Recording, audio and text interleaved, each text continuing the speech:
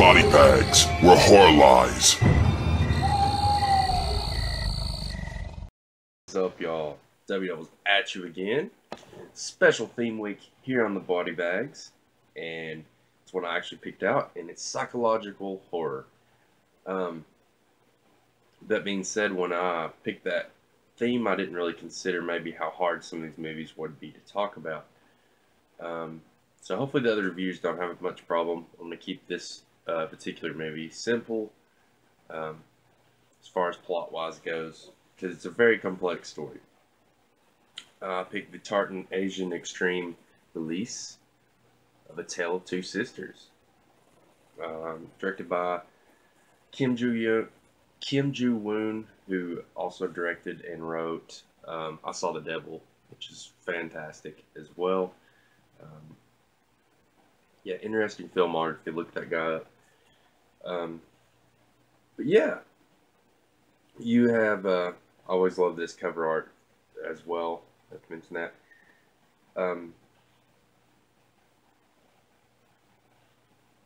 So yeah, Sumi is the main character. Well, semi-main character of the film opens with one of the younger sisters.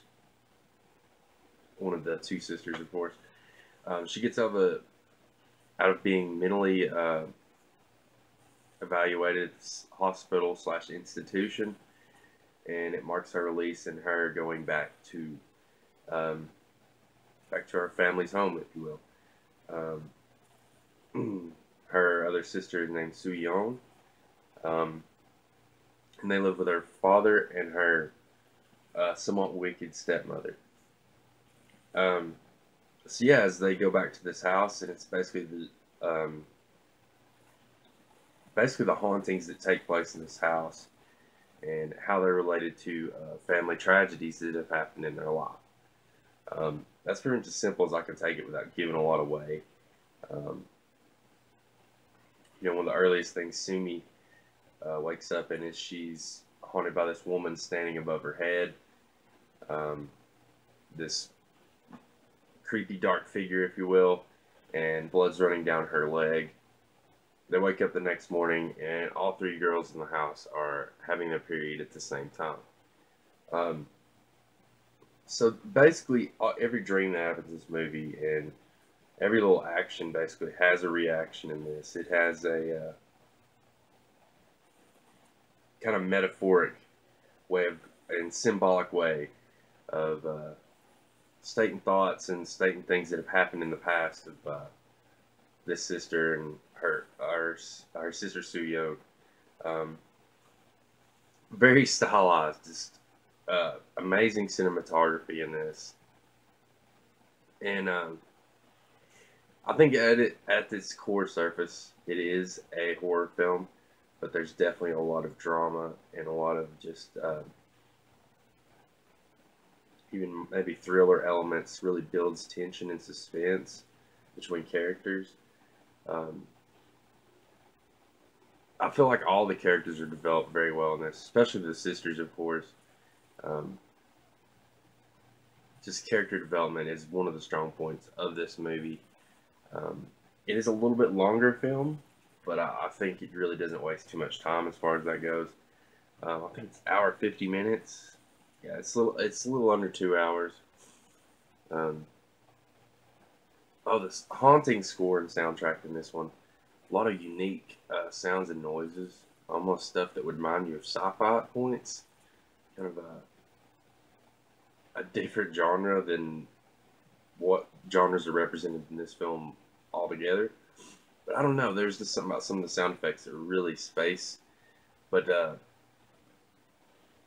don't know, this kind of stuff that makes your skin crawl, honestly, the soundtrack and stuff. Highly suspenseful scenes, really dark, like ghost-like scenes, maybe, stuff like Ringu, and maybe even influenced by J-horror. But of course, a lot of this is based on the South Korean horror tale, or South Korean fairy tale, I'm sorry. Very similar to like their version of Cinderella, I guess you could say, or not Cinderella, Snow White. Maybe they're kind of plays on Snow White. So definitely look up that fairy tale though, and research some of the stuff in this movie. I think it's very interesting. Um, but basically, I mean, it's really hard to talk about too much of the plot in this one. Like I said, stuff's getting revealed to you, and you're peeling back the layers of the onion as this movie progresses until you finally get to. I feel like the final act really tries to wrap it up and bring the stuff together. And that being said, too, I think this movie grows on you on multiple viewings. Um, First time I watched it, maybe I feel like I got it, but it was still convoluted somewhat, and I feel like it had more impact after a second watch. I'd actually give it a higher review this time. Really, really just complex, beautiful, little fairy tale like horror film. Just definitely creepy though. Uh, I'd put it up there with some of the more creepy movies I've watched in a long time. Um, yeah, really effective scare scenes and just ways of building suspense and terror. This is how it should be done. This is one of the perfect examples of ghost-like horror movies, I guess you could say, but not giving too much away and stuff like that. Um, yeah, I don't think there's much more I can say about this one. I said maybe lengthwise it could have been trimmed down a little bit, and I have a hard time finding really any negatives in this. This is just a fantastic horror film, uh, beginning to end. It really sucks you in story-wise and just beautifully shot. Um, yeah, maybe a little too much drama. If you're not, you don't want too much drama in your horror. But to me, it's just a way of getting across a lot of excellent storytelling and character development. So 9 out of 10, super, super, super, super solid flick. Have to check this out.